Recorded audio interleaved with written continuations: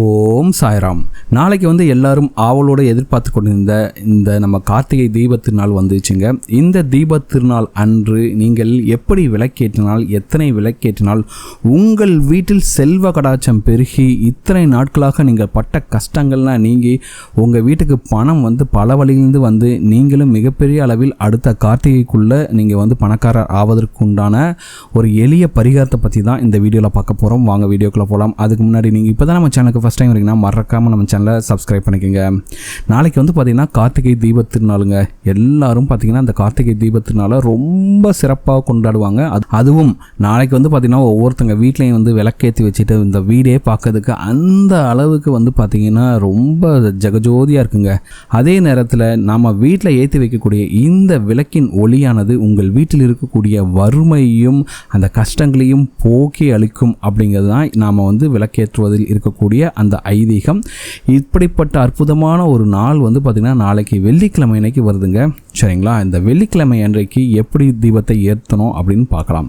பொதுவாகவே நாளைக்கு பார்த்திங்கன்னா வீடு முழுவதுமாகவே கார்த்திகை தீபத்தன்று மண் விளக்கில் பார்த்திங்கன்னா நல்லெண்ணெய் ஊற்றி பஞ்சுத்திரி போட்டு விளக்கேற்றுவாங்க. அப்படி எத்தனை விளக்கு ஏற்றணும் பார்த்திங்கன்னா 27 மண் அகல் விளக்குகள் குறைந்தபட்சம் இந்த நாளைக்கு வரக்கூடிய கார்த்திகை தீபத்தன்று ஏற்றுவது மிக மிக சிறப்பு. 27க்கு மேலே உங்களால் எவ்வளோ ஏற்ற முடியுமோ அந்த அளவுக்கு ஏற்றலாங்க.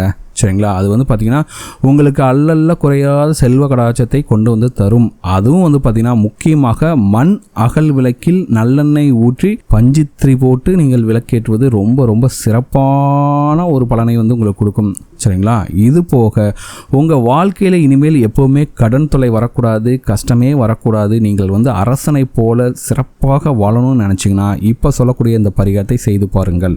இந்த பரிகாரத்தை செய்வதற்கு உங்களுக்கு அரச மர இலைகள் தேவைப்படுங்க. இப்போ உங்கள் வீட்டில் 27 மண் அகல் விளக்கு ஏற்ற போகிறீங்கன்னா 27 அரச மர இலைகள் கிடைத்தால் ரொம்ப ரொம்ப சிறப்புங்க. சரிங்களா? அப்படிலாம் அவ்வளோலாம் கிடைக்காதுங்க எங்களுக்கு அப்படின்னு நீங்கள் நினச்சிங்கன்னா குறைந்தபட்சம் 5 அரச இலையாச்சும் நீங்கள் எடுக்கிற மாதிரி பார்த்துக்கணும். ஓகேங்களா?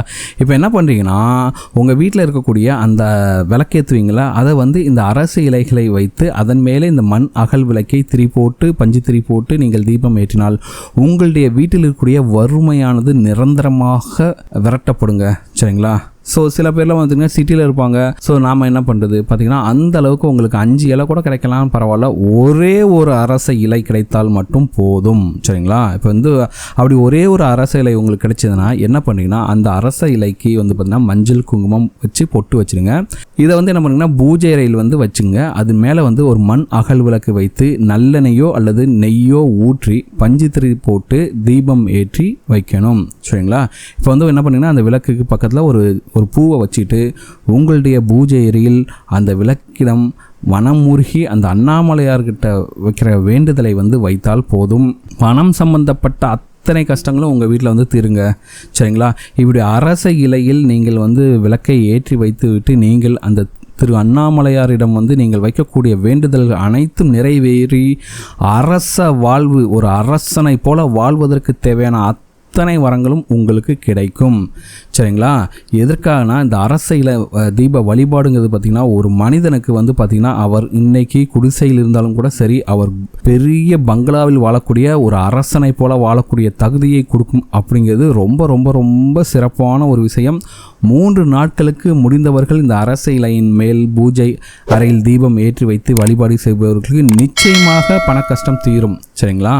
ஸோ நாளைக்கு ஒரு நாள் முழுவதுமே இருக்குது, இன்றைக்கும் இருக்குது. ஸோ அதனால் இம்மீடியட்டாக பார்த்தீங்கன்னா அரச மரம் எங்கே இருக்குன்னு பார்த்தீங்கன்னா அந்த அரச இலையை தேடி பிடித்து கொண்டு உங்கள் வீட்டில் வச்சுக்கொள்ளுங்க. அந்த அரச மர இலை பார்த்தீங்கன்னா ரொம்ப காஞ்சிருக்கூடாதுங்க. நல்ல பச்சையாக செழிப்பாக இருக்கக்கூடிய அரச இலையை தேர்ந்தெடுத்து கொள்ளுங்கள்.